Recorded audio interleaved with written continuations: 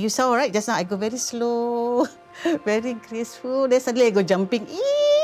It's joget. Yeah. So besides the form, it also comes with the feel to the ragam. How do we keep this new dance works to show our identity? It all comes up into fine-tuning the individual itself. We must also know that the Malay dance exemplifies the Malay culture at its best because we show them the best of our costume, the best of our beautiful face, the best of our art form as in our movement. So it's something that we should be proud of.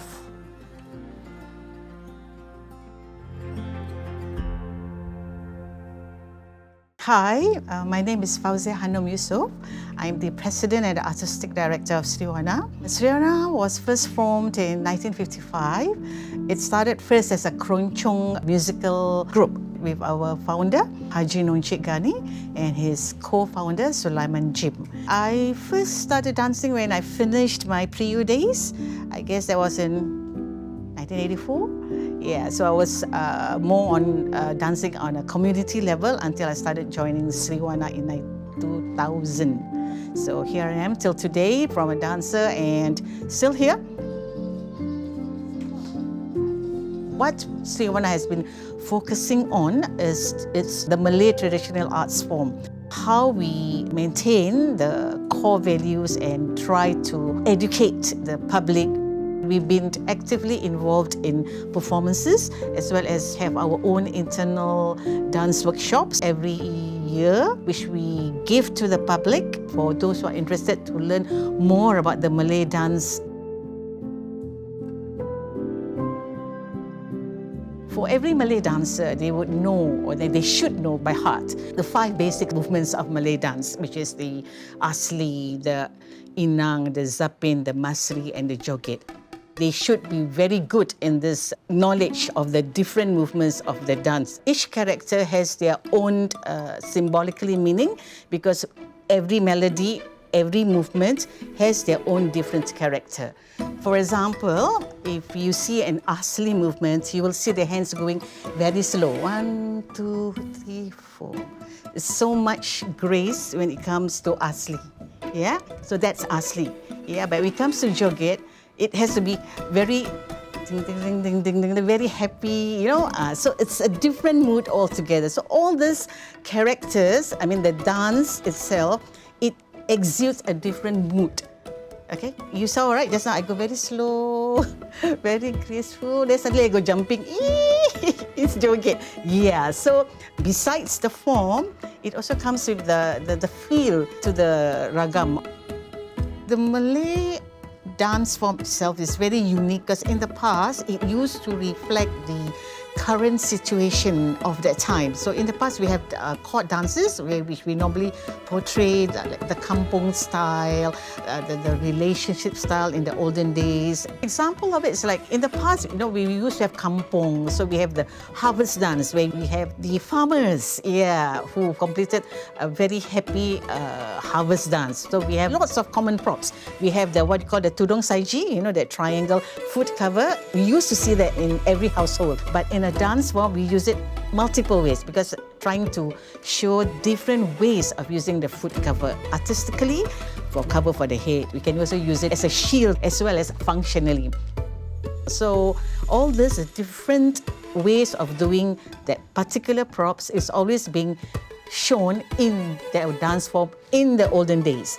But right now, because you don't see these props nowadays, so it has evolved. So the dance nowadays comes up with a different kind of props, reflecting the modern nature of the situation that we have now. All right, come. So now we are at the ladies section. Okay, I will show you the different similar type as the guys. For Malay dance, when there's a more grand kind of dance items, we have outerwear, or they call it jacket. So we have very elaborate outer jacket like this. Can you see with all this, you call this sulam, all right? So we have this additional beadings, or to make it even more grand, we have these beads, which is, you look at that.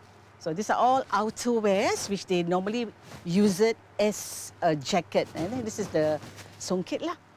Yeah, so a full attire will be like the earlier one, plus this outer jacket. And I forgot to show you the tanja. That makes a complete hero-like dance attire. Okay, all right, come. Yeah, good, let's go. One thing I feel that is being misunderstood is Malay dance is boring. Yeah, it's uninteresting because it's very outdated because the movements, sometimes the songs are not up to date, but they do not know behind that art form comes discipline. It all comes up into fine-tuning the individual itself. That's the behind the scene which I think the public isn't aware.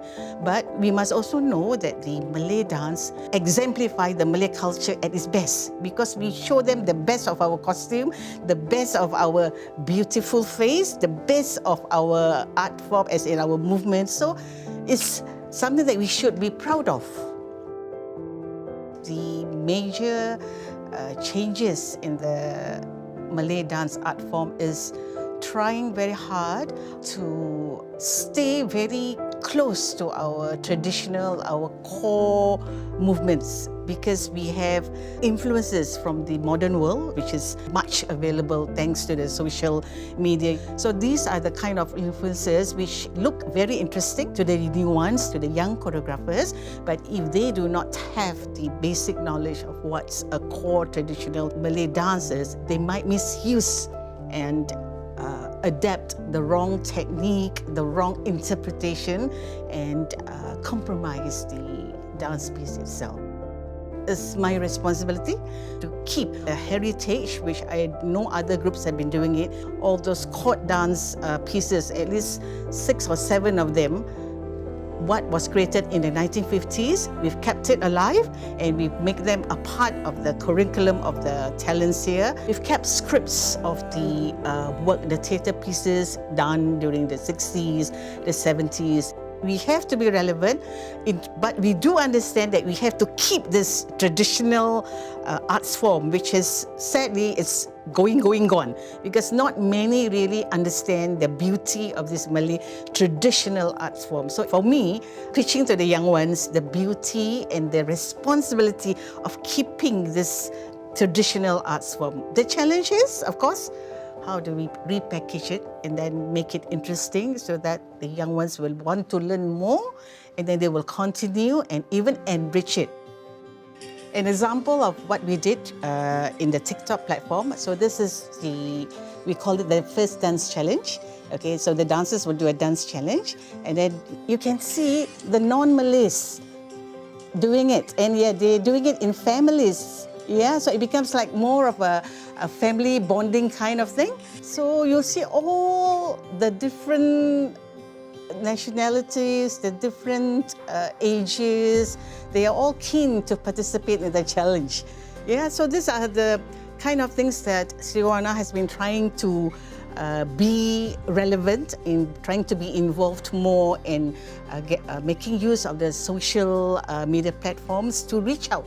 People come and go. They want to, the young ones especially, the Gen Z especially, trying to understand them, you know, it's so different from the generations, my time, and these people this time. So it's how we manage, how we balance in trying to understand them so that we keep these people, at the same time we nurture them. I guess for any form of a group, a performing arts group, I think financing is one of the key things which kinds of deters a little bit on the development.